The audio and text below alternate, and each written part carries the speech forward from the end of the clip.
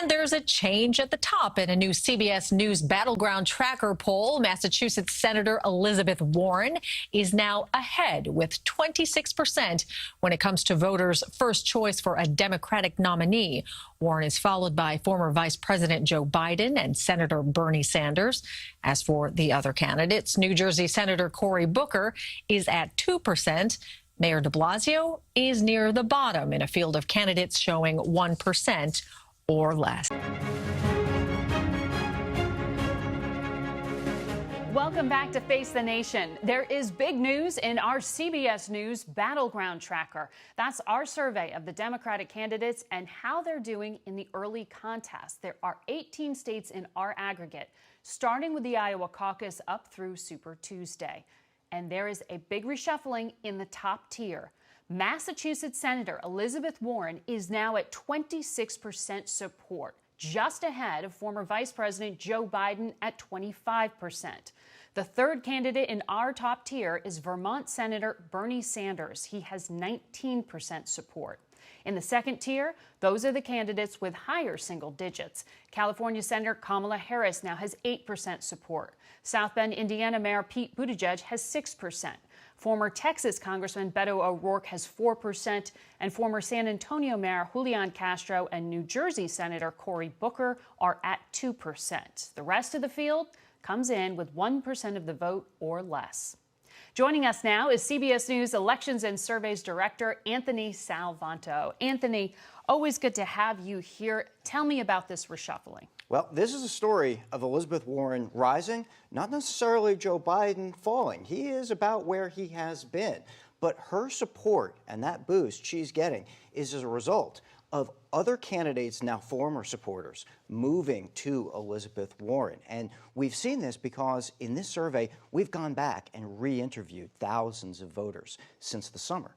And what we see is, in particular, from Kamala Harris, her supporters are now moving to Elizabeth Warren, and at twice the rate that they've moved to Joe Biden and to other candidates. So she's clearly picking up some of them. She's consolidating a little bit of the liberal side of the Democratic Party, and also her electability ratings are on the rise. She's 16 points higher in being perceived by Democrats as being electable, as being able to beat President Trump, and that's always been a key criteria. And lastly, Margaret, I want to emphasize, this is in those early 18 states that you mentioned where the campaigns are really focusing. They're the first ones to hold contests. And so that movement really reflects, I think, where the campaigns are putting their energy. So Warren's gain is Harris's loss, but what does this mean for Joe Biden? Well, there's still some good news here. He's still up in our delegate count, and here's what that means. And I know it sounds like it's a far-off thing. There's the Democratic convention next summer, but ultimately this campaign is a fight for delegates, and delegates are handed out to top finishers in all of these states, really any candidate that gets above 15%. Well, by the time you get through all of those states, Joe Biden is doing well enough. He's racking up a lot of delegates, a lot of votes in places like South Carolina, that he still has the overall delegate lead in that estimate when we take these vote preferences and we translate them into how the delegates would be awarded in the states. So that's important still to actually clinching the nomination. Yeah, by the time when you get to next summer and you're at the convention, the balloons drop. That's how the delegates are actually awarded to candidates. So let's take a look at some of those key states. Yeah. And we have them here. We'll bring them up on the screen. Iowa, New Hampshire, South Carolina, Nevada. What are they telling you?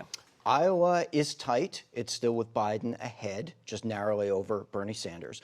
But then some news out of New Hampshire, where we know that Elizabeth Warren has been really ramping up, staffing up, campaigning a lot. She is now very narrowly ahead of Joe Biden and Bernie Sanders. That's effectively a three-way race there. South Carolina, I mentioned, Joe Biden still has a substantial lead there. African-American support, really critical. And then in Nevada, often overlooked, but an important early primary, we've got Bernie Sanders narrowly up on Joe Biden.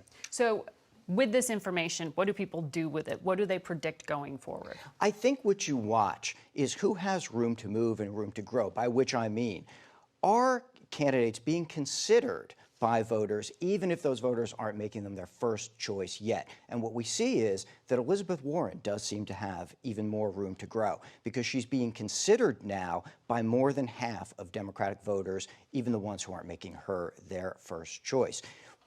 When they describe the candidates, she's seen as electable or increasingly electable, but that's still Joe Biden's strong suit. He's still seen as the most means being able to beat President Trump in the minds of Democrats, and that's really been a top criteria for them. They want somebody they think can go on next November 2020 and beat President Trump. Thanks so much, Anthony Salvanto.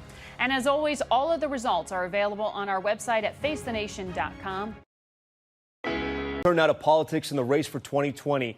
A new picture emerging just days before the next Democratic debate.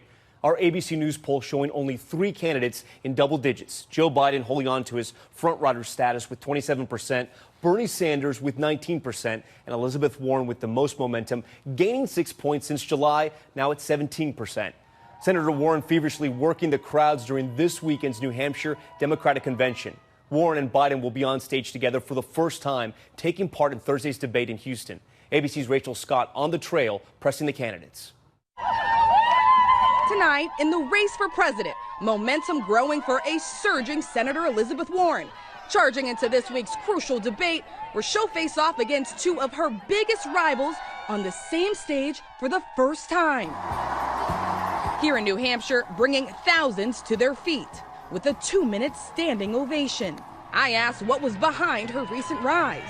I think it's because I get out and talk about what's broken and have real plans to fix it. According to that new ABC News Washington Post poll, she's up 6 points since July. Warren is closing in on former Vice President Joe Biden and Senator Bernie Sanders. But the big question, who can defeat President Trump? Biden with an even bigger advantage over Warren and Sanders, with 42% of likely Democratic voters believing he can win. Hello, New Hampshire. The former vice president making a general election pitch here in Manchester and fumbling an attack on the president. But if Donald Trump is reelected, Freudian slip. You'll be in between Sanders and Warren on that debate stage. How do you make sure that your message breaks through? That's not hard breaking through. The New Hampshire primary, the nation's first, still 5 months away. But nearly the entire remaining Democratic field campaigning here this weekend, including Sanders, who soundly defeated Hillary Clinton here in 2016.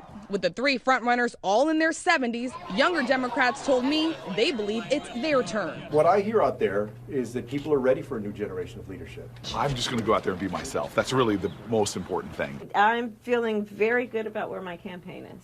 But for half of likely Democratic voters, it doesn't matter who the standard bearer is.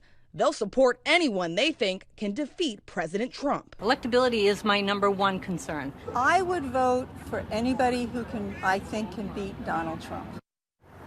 And Rachel Scott joins us now live from Manchester, New Hampshire, speaking to so many candidates this weekend and voters ahead of Thursday's debate. We'll see the top 10 candidates sharing one stage for the first time. And Rachel, you caught up with Senator Warren there. Is she concerned she'll now be targeted after her recent surge in popularity? Tom, when I spoke to the senator, she told me either way, she doesn't really plan on changing her debate approach. She sees this as an opportunity to tell voters directly about her vision for the country, and she plans to stick to that message. Tom? Rachel Scott from the campaign trail for us. Rachel, thank you. And the big debate on Thursday, George, David, Lindsay Davis, and Univision's Jorge Ramos will moderate Thursday's Democratic debate in Houston beginning at 8 p.m. right here on ABC, plus pre- and post-debate analysis on ABC News Live.